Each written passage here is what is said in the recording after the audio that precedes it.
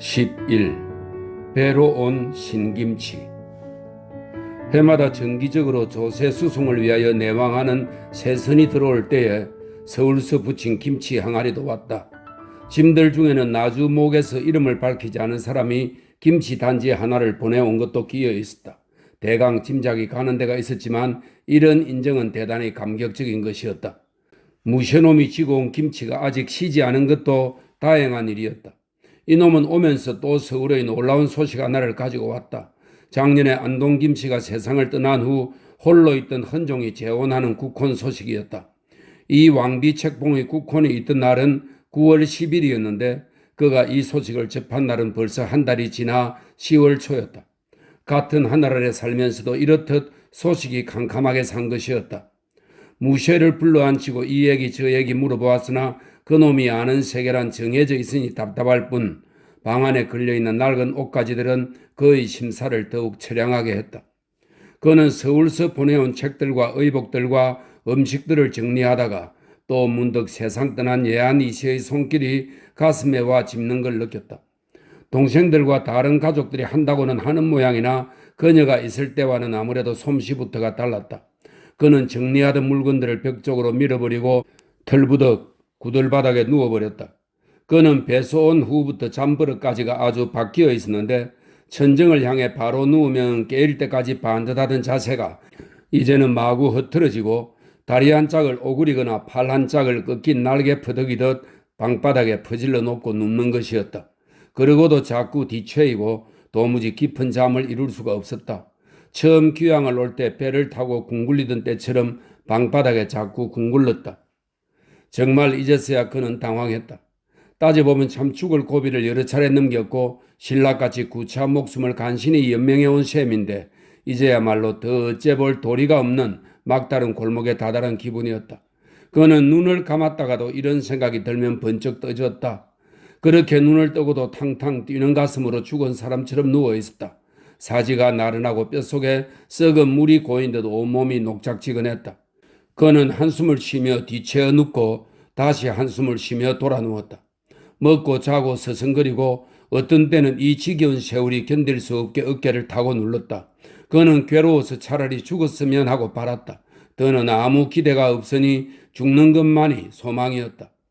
무쇠와 값에는 한다고는 하나 시킨 일 뿐이지 무슨 일을 스스로 알아서 계획하고 처리하는 능력은 없는 놈들이었다. 처리가 이제까지 모든 일을 알아서 처리해왔으나 벌써부터 한 약속대로 이놈도 봄이 되면 서울로 올라가 버리게 된다. 그러면 내가 죽더라도 도끼 서린 이 땅에서 유골을 수습해 줄 사람이 누구겠는가? 이 문제를 깊이 생각하다가 어느 날 새벽에 꿈을 꾸었다. 그의 눈앞에는 한 낯선 장례 행렬이 지나가고 있었다. 넝마로 싸고 그 위에 다시 가만히 떼기로 덮은 딱딱한 시체. 그걸 지게 지고 산길을 올라가는 걸 보니까 장정의 뒷모습이 아무래도 눈에 익었다. 한참 보고 있자니까 그놈은 무쇠였다. 그런데 그 앞쪽을 내다보니까 명정을 들고 앞서가는 건 갑새놈이 분명했다. 무쇠놈은 고개를 푹 꺾고 가는데 명정을 든 갑새놈은 얼쑤 어깨춤까지 추어가며 올라가다가는 돌아서 한 바퀴 춤을 추고 또 올라가고 하는 것이었다. 저런 흥이난 거동이라니. 죽은 사람이 누구길래 저렇게 즐거울 수가 있단 말인가? 그런데 가까이 다가가서 명정을 자세히 들여다보던 추사는 깜짝 놀랐다. 그 명정의 뚜렷한 글씨는 처사 김공 정의지구. 그 명정을 보는 순간 그는 얼떨떨해져 버렸다. 그래 기껏 내 명정의 명칭이 처사?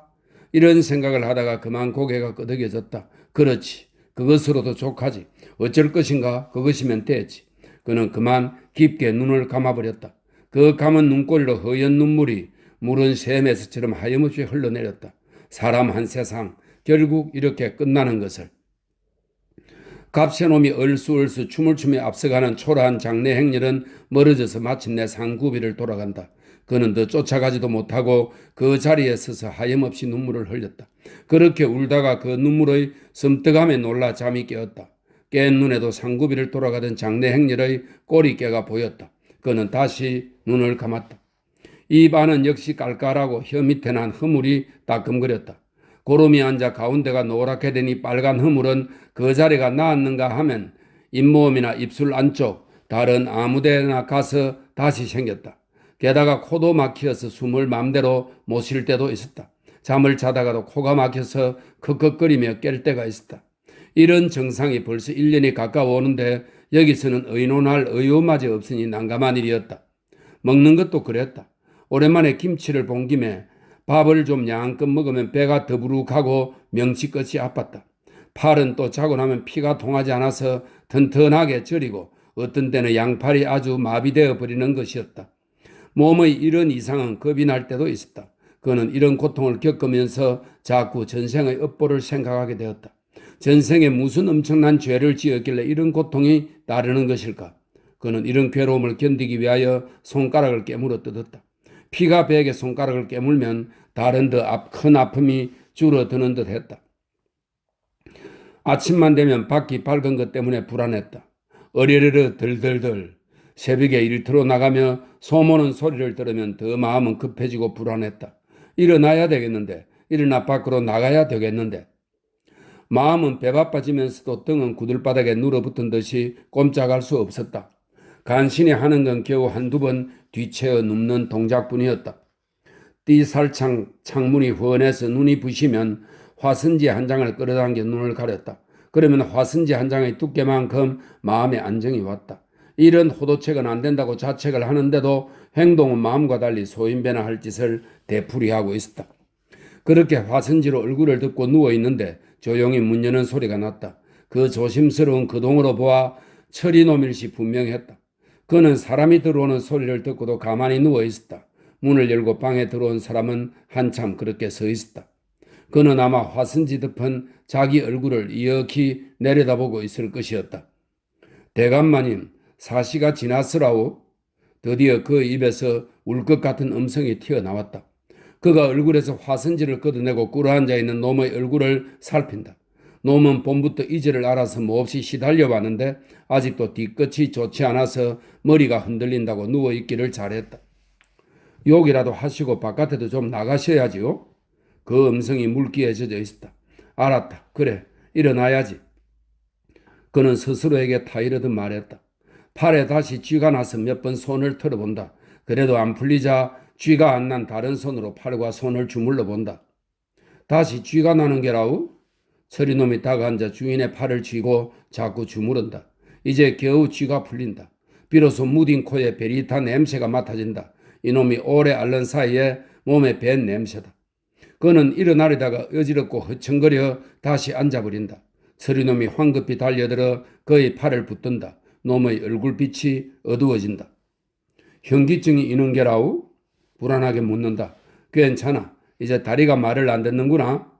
그는 다시 머리를 들고 어렵사리 일어선다. 그리고 무거운 다리를 끌며 문께로 나간다. 그 뒷모습을 지켜보던 철이의 시선에 문득 눈물이 비친다. 허연 눈물이 콧등 위를 지나서 입술에 짭짤한 맛을 남기며 흘러내린다. 손등으로 눈물을 훔치고 그도 따라 밖으로 나간다. 요즘 하루의 열림이 이렇듯 어렵고 더디었다. 도저히 견딜 수 없을 만큼 마음이 다급해지고 괴로우면 그는 마을 안거리로 나갔다. 무거운 몸을 이끌고 거리를 걷고 있으면 이제 꽤 얼굴이 익숙해진 마을 사람들이 다가와서 인사를 했다. 나오십디가? 어딜 감수가? 이런 퉁명스러운 말투 인사들이 그는 싫지 않았다. 그는 그들의 인사를 받아주고 지나쳐 걸으면서 이들의 이 퉁명스럽고 어딘가 생략된 듯한 말투들이 어디서 연유한 것일까를 생각해 보았다. 거두절미, 그 생략은 놀라운 데가 있었다. 어서 빨리 오라고 할 때는 확 오라고 했는데 어서에 해당하는 확 소리에서는 바람 소리가 났다. 확을 강조하고 싶을 때는 확확 오라고 한 글자를 더 넣어서 강조했다. 가서는 강, 와서는 왕, 봐서는 방이라고 청소듯 해넘기는 말에서 쇳소리조차 났다. 확 강방 오라. 이렇게 하면 어서 가서 보고 오라는 뜻이 된다. 그것은 참으로 거침없고 무뚝뚝한 어감이었다. 그는 이 같은 생략과 무뚝뚝함이 아무래도 높은 파도 소리와 거칠고 거센 바람 소리 때문일 것이라고 생각했다. 산더미 같은 파도가 몰아쳐오는 바다 위에서 낙엽 같은 배에 탄 사람들이 서로 불러서 이야기할 때에 그것은 자연히 크고 거친 소리가 될 수밖에 없을 터였다. 거센 바람 휘몰아치는 들판에서 소몰이를 할 때 목동들의 목청은 자연히 거친 음이 될 수밖에 없을 것이었다. 이렇게 따지자 그는 이들 제주 사람들의 거칠고 무뚝뚝한 어투에 어떤 연민을 느꼈다. 이들은 욕짓거리도 무지막지했다. 망할 놈의 새끼, 피쟁이 새끼, 개백정놈의 새끼.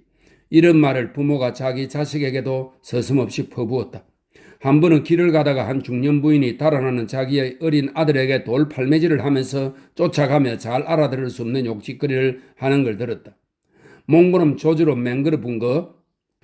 그런데 나중 그 말 뜻이 몽고놈들과 붙어서 생겨난 놈이라는 뜻이라는 걸 전해 듣고는 아연했다. 그런 욕설이 성립될 수 있는 것일까? 스스로가 몽고놈과 붙어 먹었다는 뜻이니 이거야 욕설치고는 대단한 욕설이었다. 그러면서 그는 이고장 아픈 역사가 뼛속 깊이 스며드는 걸 깨달았다.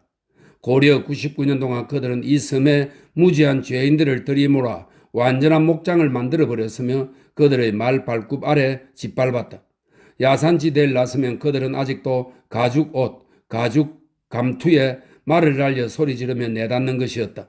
그들은 이제도 무수한 발자국으로 휘몰아 가슴과 어깨를 짓밟고 지나쳐가는 것이었다. 참으로 그들에 의한 폐해는 엄청났으리라는 짐작이었다. 그는 야산 들판을 쓰면 짧은 띠밭 어디에 그들 달로아치들의 흔적이 있을 것 같다 시선을 휘둘러 살펴보게 되었다. 집주인 영감께와 그를 배우러 오는 이시영군에게도 여기 관해서 물어보았다. 그러나 그들은 아무도 어디에 그들의 흔적이 있는지 알지 못했다. 그의 7원시 탕나는 이런 궁금증 끝에 지은 것이었다. 옛적엔 담부라 했는데 유리성은 텅 비어 바닷가로 둘려 있구나. 구한의 풍토지 많기도 하여라. 노화의 유적 어디서 찾으리. 그는 또 그 계절에 운흥조실이라는 다른 한편의 시도 지었다. 낙대 들이우고 건위 오고 싶지 않으랴. 낙엽지는 늦바람이 어이그리 시원한가. 끝내 득실엔 전혀 생각이 없거니 세상 흥망이나 깊이 슬퍼하리.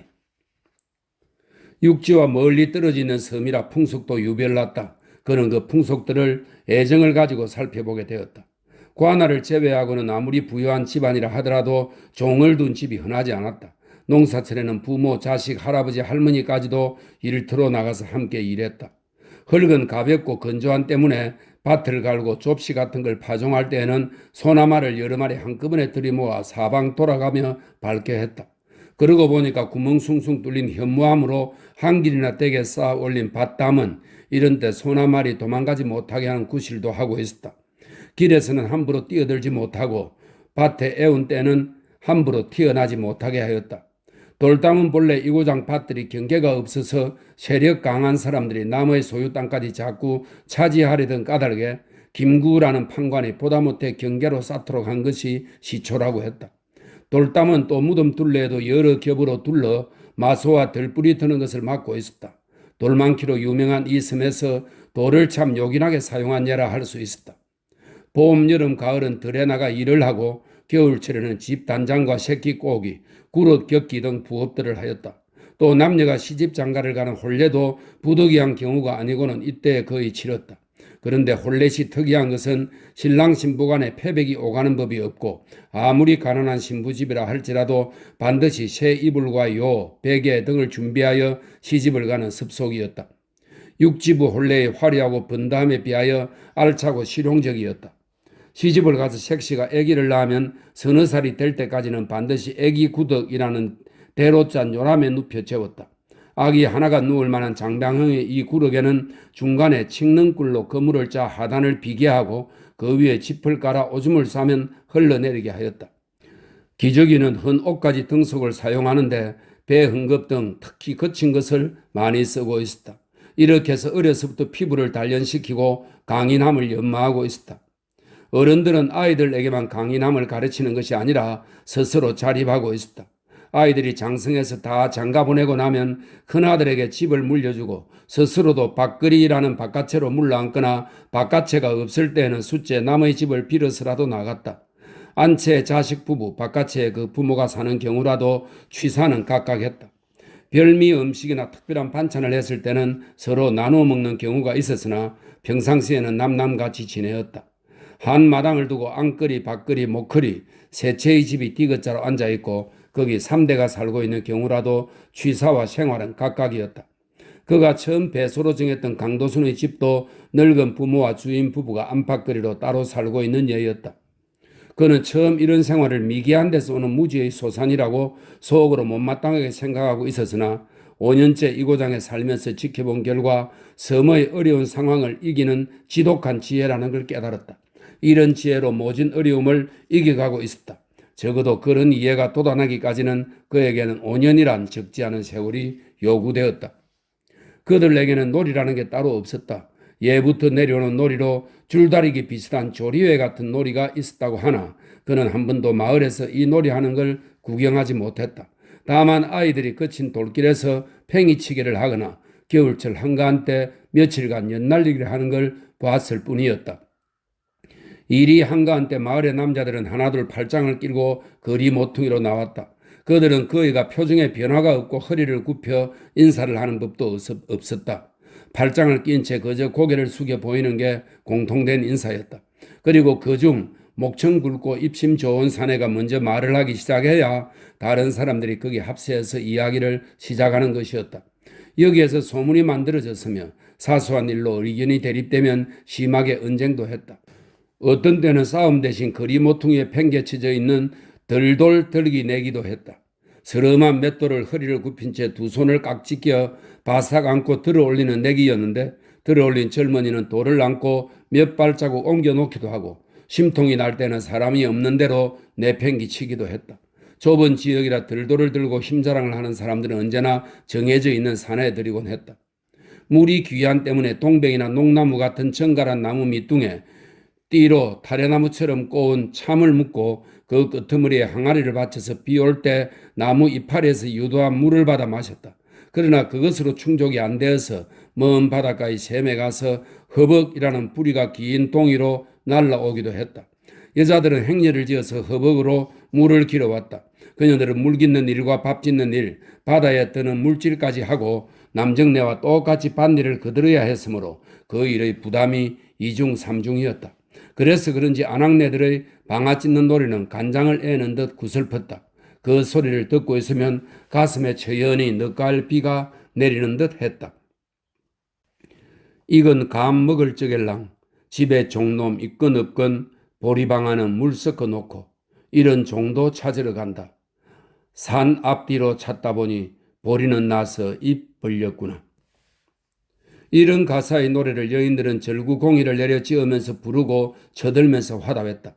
보리방아를 물 섞어 놓고 이런 종을 찾으러 다니다 보니까 보리는 싹이 나서 입을 벌리고 있더라는 노래를 들으면서 그는 가슴 속이 얼큰하게 아파왔다. 노래는 가사도 그렇지만 가락이 더 슬펐다. 이곳 아낙네들은 마음껏 목청을 놓아 노래를 부르는 것이 아니라 안으로 목청을 죽이고 그중 슬픈 가락만을 내어서 불렀다. 주눅이 들어있으면서 안으로 한을 푸는 노래들이었다. 9껍질 10껍질 입은 피도 찌어 쌀내어 먹는다. 한 껍질과 두 껍질 입은 조를 겨워 가리란 말가. 이런 가사 속에는 어떤 일에도 굴하지 않는 제주 여인들의 강인함이 스며 있었다. 이런 제주 여인들의 깊은 절망은 오히려 그의 절망을 순화시키는 역할을 했다.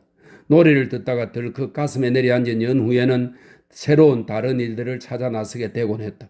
그러나 그것은 잠시일 뿐 깊은 절망의 늪은 언제나 그 가까이에 도사려 있었다.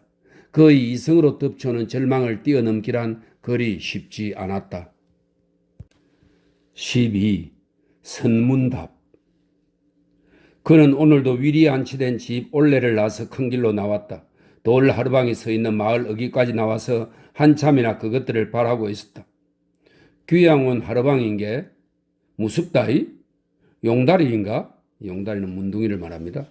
아니라 저 하루방 훈장이다야. 아이들이 그를 피하여 돌담 곁으로 지나가며 수군거리는 소리가 들려왔다. 그는 자기의 행색이 되돌아 보였다. 오래 빨지 않고 입어서 냄새가 나는 바지 저고리, 다 떨어진 집신, 다듬지 않아서 멋대로 자란 머리, 아이들이 보면 무섭다고 할 만도 했다.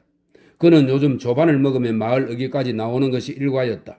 방문을 나서서 먼 올레를 바라보면서 마당 귀를 서성거리다가 다시 올레로 나와서 한 길을 바라보다가 그래도 사람 그림자가 보이지 않으면 큰 길까지 나갔다. 큰 길에서 사람들은 얼굴을 가리듯 외면하고 지나갔다. 그것은 이미 이들의 몸에 밴 습속이다. 힐끗힐끗 이런 사람들을 살피며 마을 어귀까지 가서 할 일 없이 돌 하르방과 눈싸움을 하다가 다시 무거운 발걸음을 돌린다. 이런 걸음은 저녁 무렵 또 한 차례 되풀이된다. 앉아있어도 올 사람은 온다고 마중 나갔다고 제게 원리가 없다고 자신을 따독거려 보는 것이었으나 초조한 마음을 진정시킬 방법이 없었다.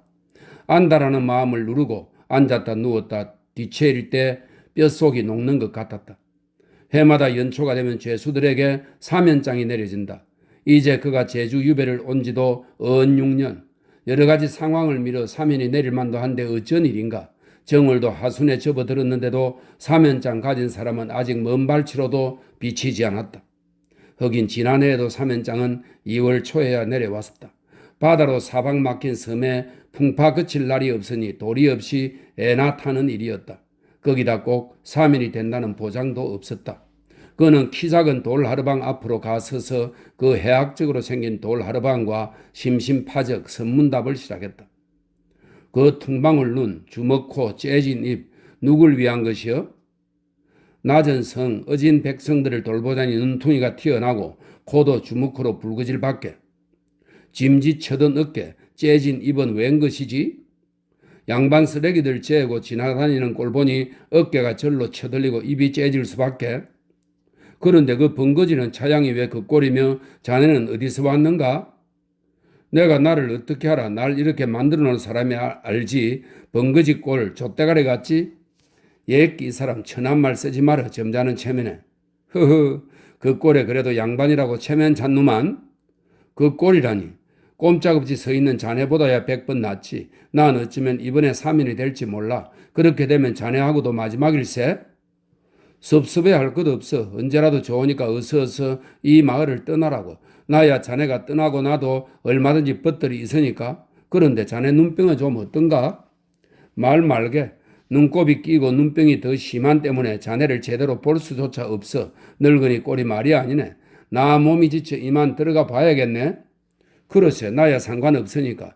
이 성이야 내가 버티고 지켜줘야 하자는가?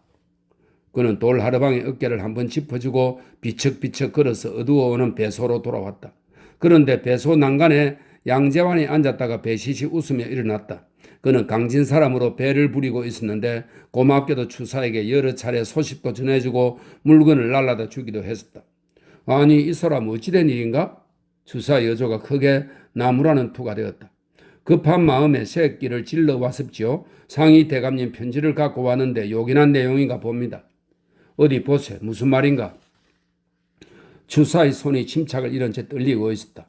전대 속의 보따리를 꺼내어 풀자 거기서 붓과 종이 뭉텅이가 나왔다. 그 틈에서 막내 아우 상의의 곱상한 글씨체 편지가 뚝 떨어졌다. 떨리는 손으로 편지를 펼치며 읽어나가는 추사의 눈길이 붉었다. 오규일의 편지투를 인용해선 아우의 편지 내용은 그의 글씨가 헌종 임금의 신군을 받고 있으니 편액 3폭과 두루마리 5폭을 써 보내주으면 한다는 것이었다. 그는 맥이 탁 풀렸다. 서예와 그림을 좋아하는 임금의 뜻이 한편 고마우면서도 눈앞이 다시 침침해왔다. 이 침침한 눈을 가지고 어찌 임금께 바칠 글을 쓰지? 감격과 절망이 함께 밀려드는 순간이었다. 또 이렇게 되면 금년 사면은 기대 밖이었다.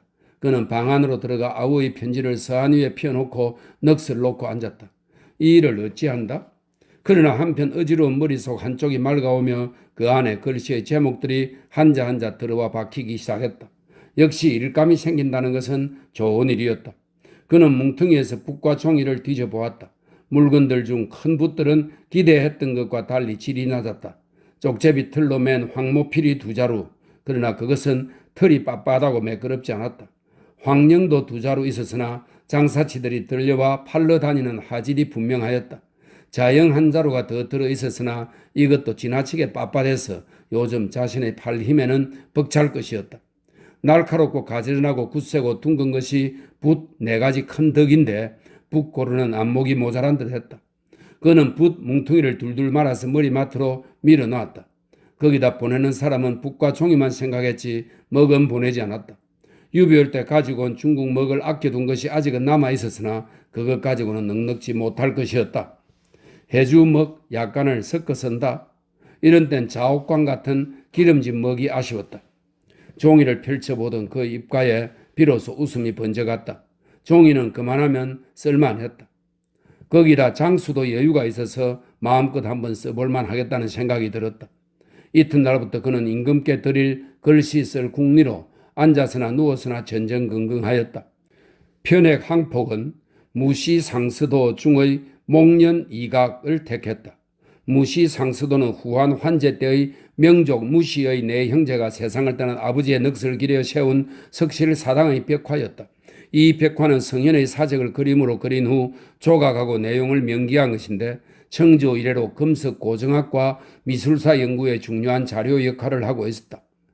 목련 이각의 예서 글씨는 써놓고 보니까 그런대로 마음에 들었다. 그는 글씨 속에 전화한 맛을 함축시키고자 붓끝에 온 힘을 모았다. 또 한 폭의 편액은 홍두 시첩에서 따온 것이었다. 그는 이 글씨를 쓰면서 동갑이며 금석 친구인 옹수곤을 떠올렸다. 그는 이제 다시 만날 수 없는 나라의 사람이 되었지만 그런 까닭에 그에 대한 그리움은 더욱 간절했다. 홍두 시첩 아래에는 소재로 풍자의 의미가 담긴 잡문 한 귀절을 써넣었다. 서로 먹고 먹히우는 당정의 세태를 비유하고 임금으로서 어떻게 처신해야 할 것인가를 비친 내용이었다. 그는 스스로의 처지를 생각하며 두려운 마음으로 그 글을 썼다. 두 개의 편액은 모두 고예체였는데 써놓고 보니까 병중에 쓴 것 같지 않게 웅장하고 신기한 기운이 있었다. 그는 스스로 잠재된 힘을 느끼며 흡족했다. 그러나 보름을 들여서 편액 세폭과 두루마리 세폭을 써내고 나니 눈이 아주 침침해져서 도저히 더는 써낼 수가 없었다. 그는 나머지 두루마리 두 폭은 되돌려 보내기로 마음먹었다. 송구스러운 일이었으나 억지로 되는 일이 아니었던 까닭이었다. 그는 임금께 드릴 글씨를 다 쓰고 난 후 자신의 여러 가지 심혈을 막내 아우에게 편지로 썼다. 아울러 안현의 군돈인 대감댁에 황대처의 그림과 이묵경의 예서 대련을 보낼 것도 부탁했다. 좋은 먹과 대인찰 공책 2권을 함께 보내줄 것도 부탁했다.